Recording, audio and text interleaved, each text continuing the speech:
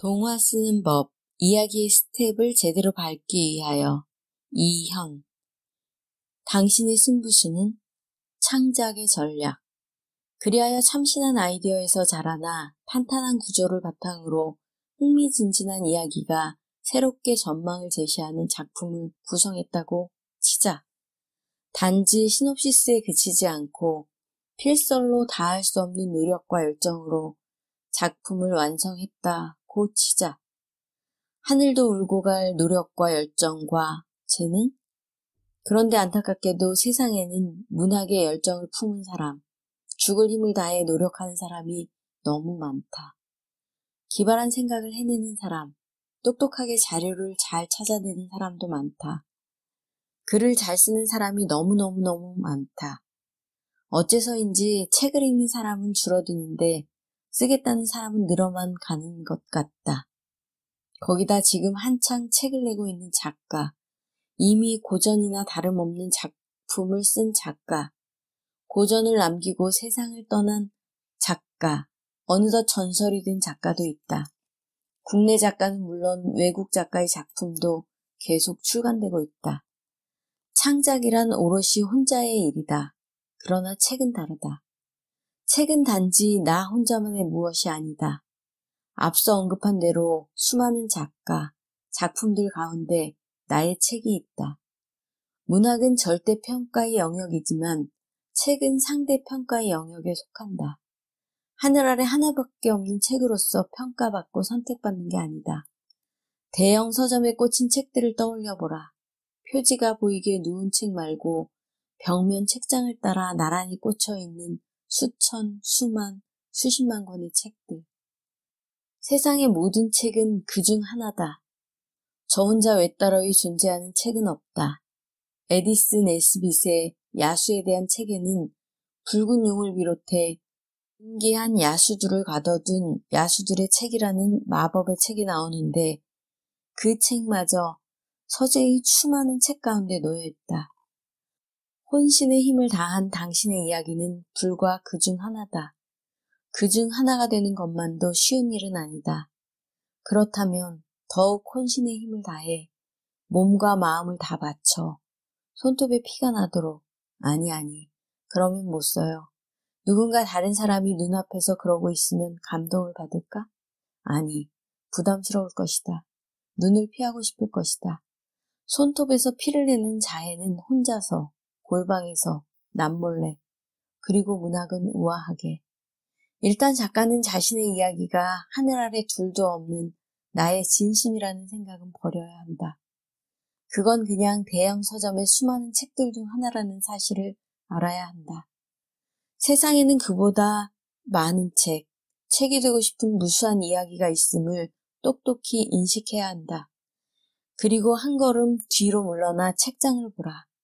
당신의 책이 보이는가? 반 걸음만 물러나도 당신조차 당신의 책을 알아보지 못하는 건 아닌가?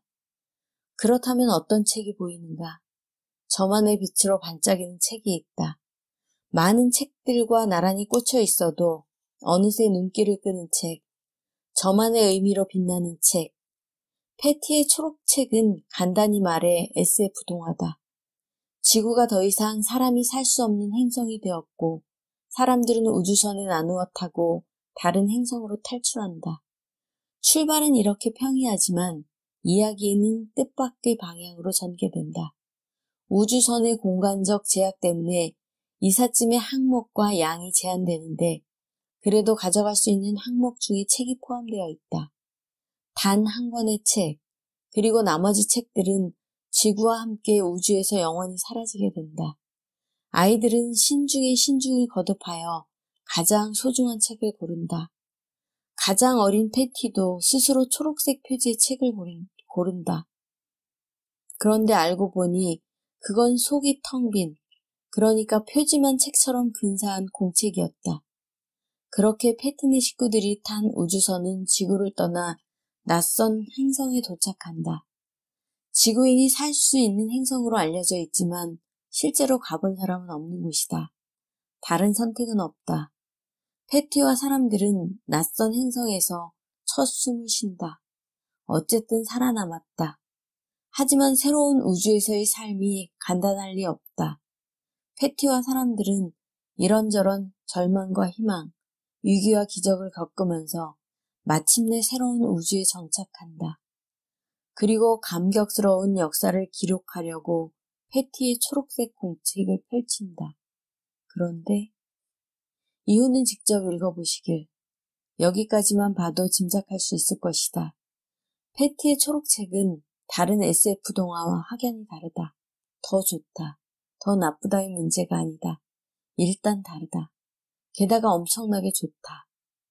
SF 동화하면 떠오르는 일반적인 인상들, 그러니까 뭔가 막 어둡고 차갑고 우울하고 인생의 쓴맛을 알만한 때라야 공감할 수 있는 것 같은 사이버틱한 화장을 하고 성미가 까탈스러운 작가가 어두운 방에서 썼을 것 같은 패티의 초록색은 그런 빤한 인식에 놀라움을 준다. 이렇게 따뜻하고 신비로운 그리고 연령대가 낮은 독자도 충분히 즐길 수 있는 SF가 있구나. 이야기 자체도 훌륭하다. 게다가 SF 동화들 속에 섞어놓고 보면 더더욱 빛난다. 자신만의 빛으로. 사실 로봇의 별을 출간할 때 많은 사람들이 세 권으로 출간하는 것에 반대했다.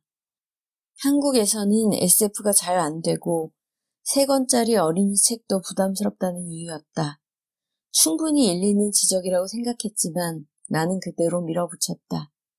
로봇의 별을 구상하고 싶으라는 동안 기존의 SF 동화에 대해 아쉬웠던 부분은 좀 소풍 같다는 점이었다. 아이들은 이미 장대한 SF 영화나 웹툰을 보고 있는데 그에 비해 SF 동화는 소재도 배경도 이야기도 아기자기한 것만 같았다. 그런 SF 동화가 잘못되었다는 뜻은 물론 아니다. 다만 한쪽으로 쏠려 있다는 점이 아쉬웠다는 얘기다. 낸시 파머의 전갈의 아이나 매들렌 랭글의 시간의 주름과 같이 스케일이 큰 작품도 있지만 그런 건 어린이 독자에게 너무 어려워 보였다. 나는 청소년이 아니라 확실히 어린이를 주 독자층으로 하는, 그러니까 4학년 이상의 어린이가 읽을 수 있으면서 SF 영화나 만화처럼 스케일이 큰 동화를 쓰고 싶었다.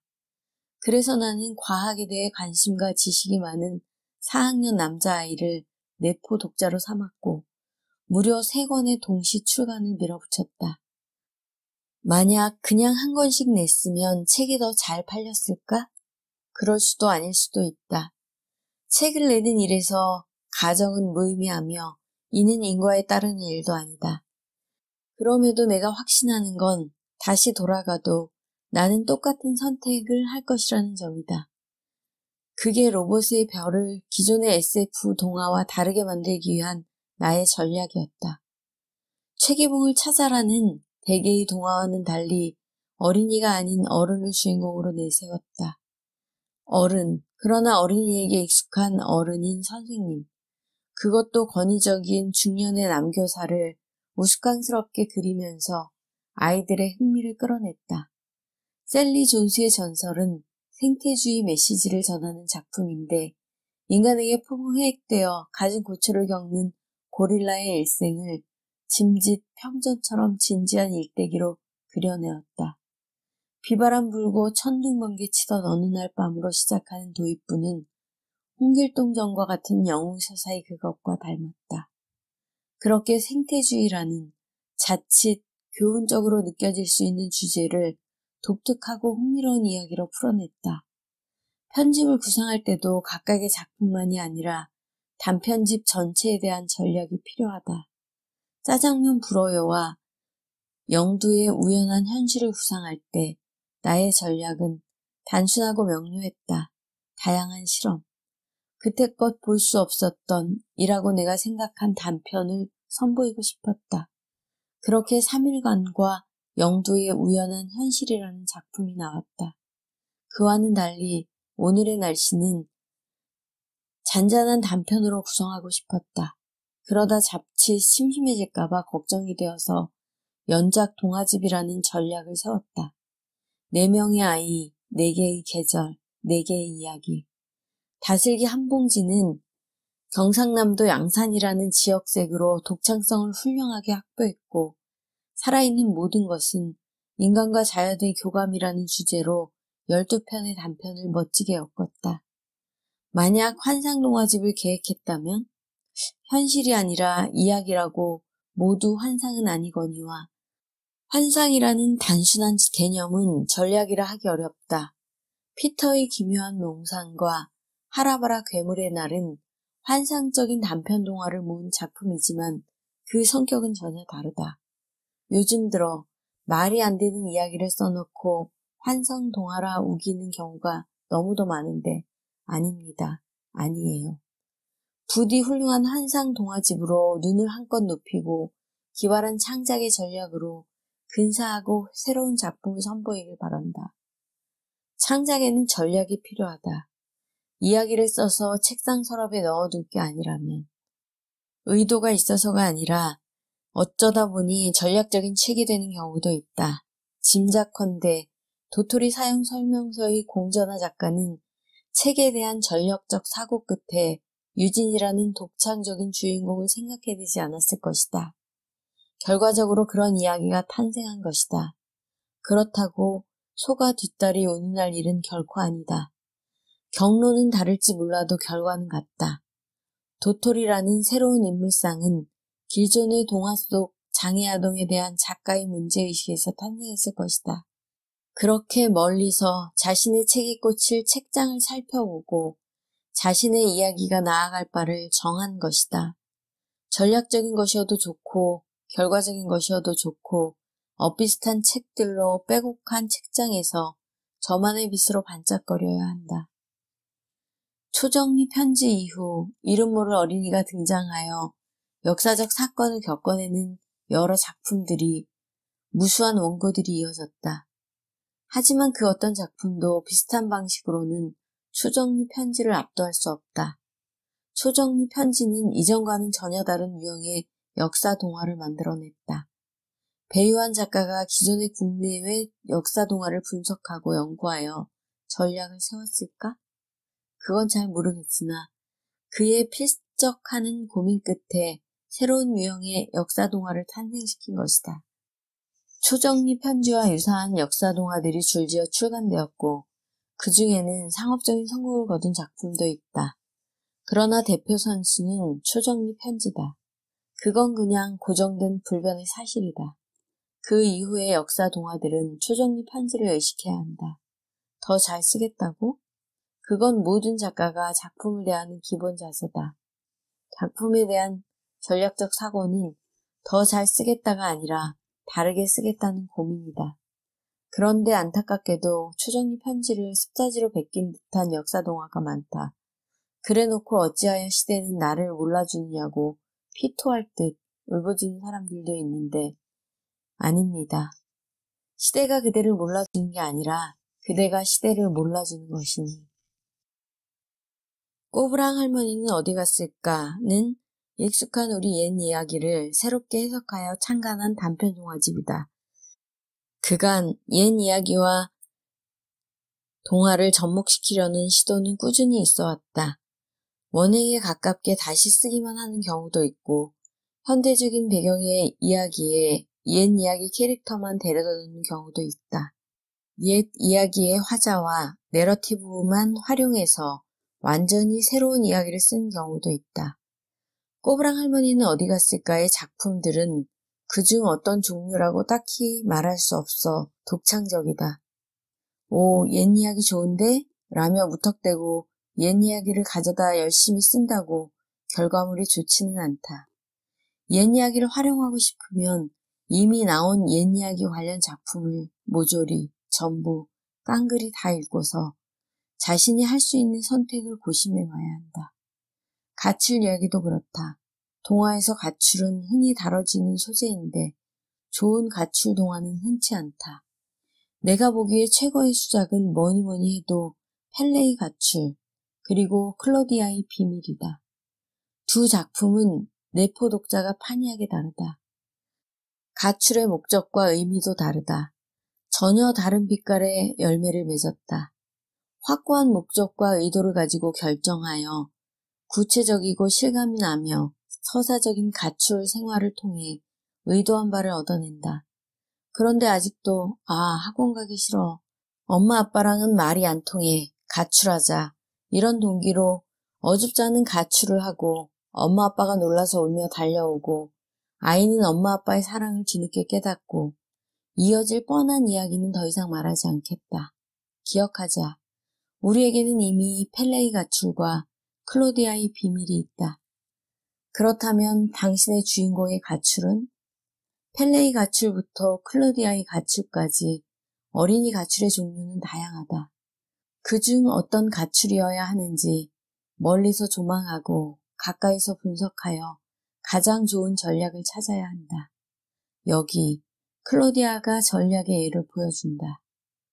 클로디아는 낡아빠진 방식으로는 절대로 가출할 수 없다는 사실을 알고 있었다. 낡아빠진 방식이란 홧김에 배낭 하나만 달랑 짊어지고 집을 나가는 것이다. 클로디아는 고생스럽고 불편한 건 딱 질색이었다. 심지어 소풍조차 구질구질하고 불편했으니까.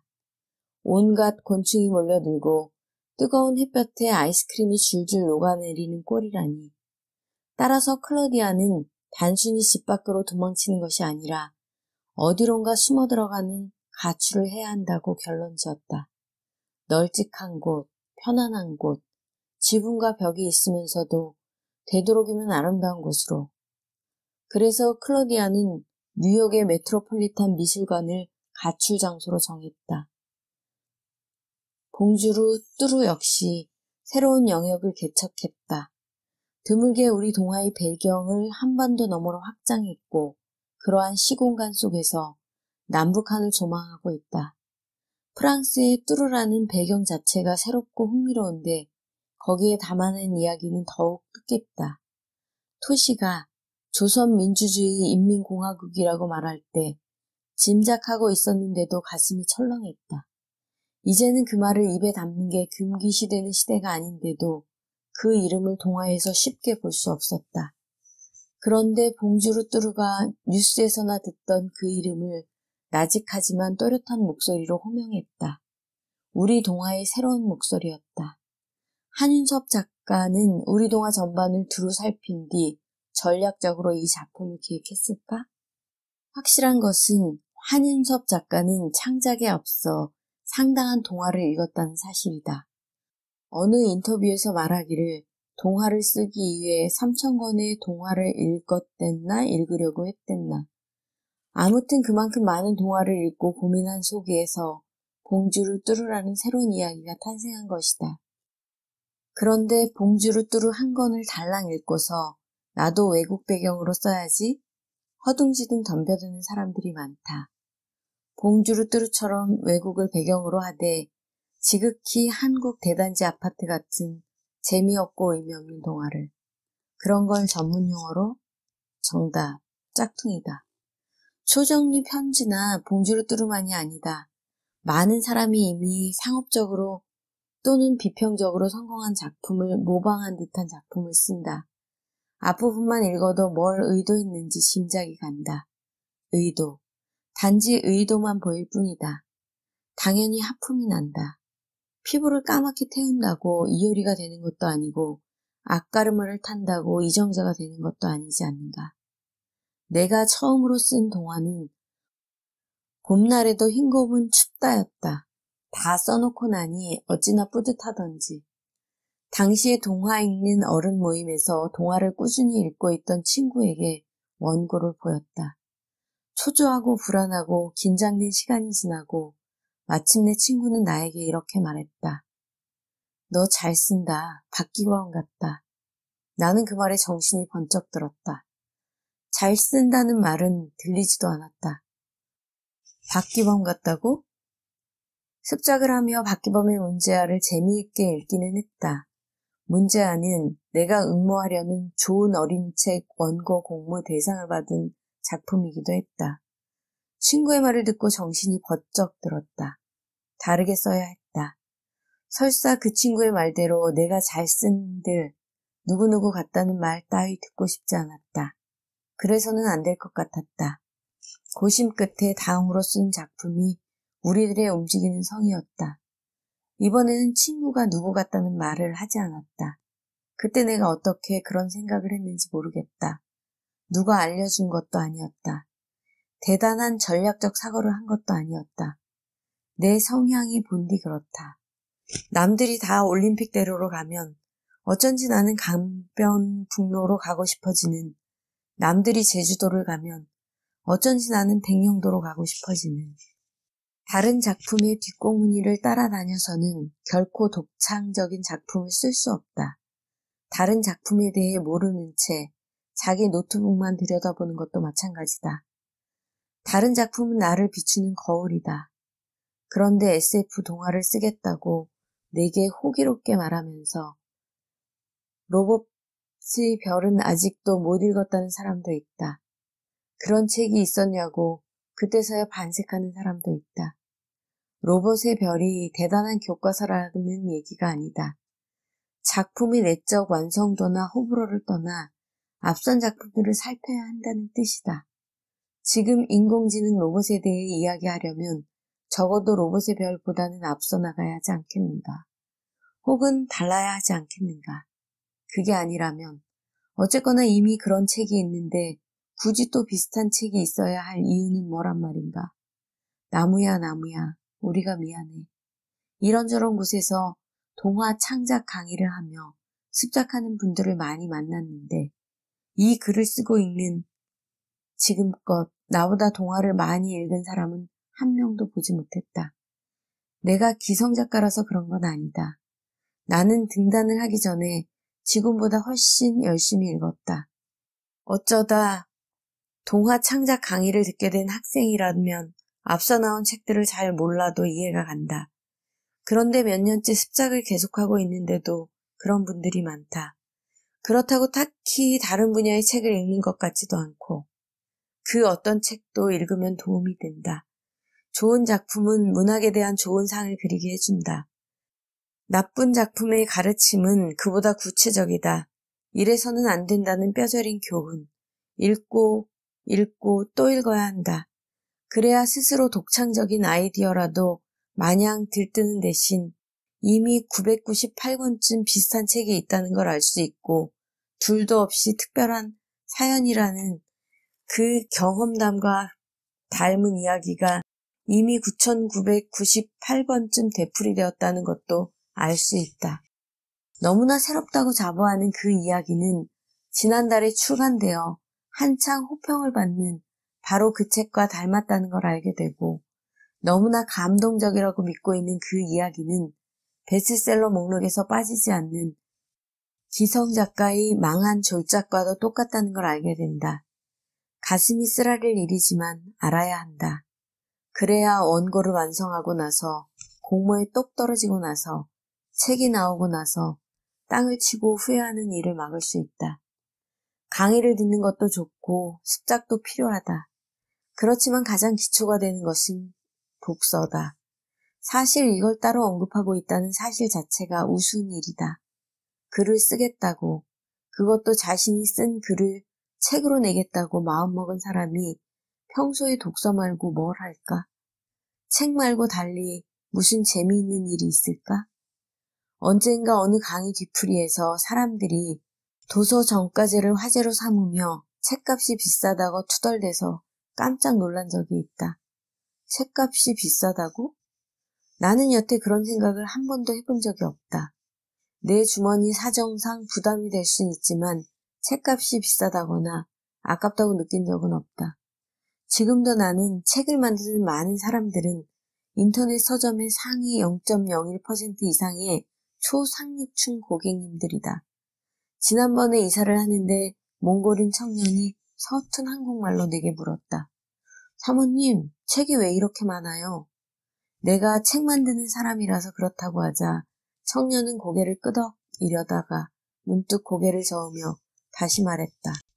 그래도 이건 너무 많아요. 어떤 때는 내가 책을 사는 걸 좋아하는지 책을 읽는 걸 좋아하는지 모르겠다. 아무튼 기억이 허락하는 가장 오래된 날로부터 지금껏 내게는 책이 가장 좋고 귀하고 재미있고 각별하다. 책을 읽는 일 또한 그러하다.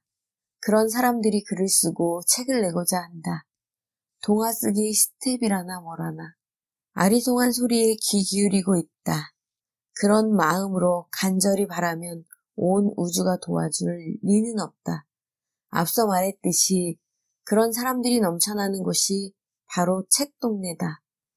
그 책 중 단 한 권의 책, 그중 단 한 권의 책, 더 이상 꽂을 자리가 없을 만큼 빽빽한 책 동네에서 기어이 틈새를 벌려 자리를 만들어낼 수 있을 만한 책을 쓰리라.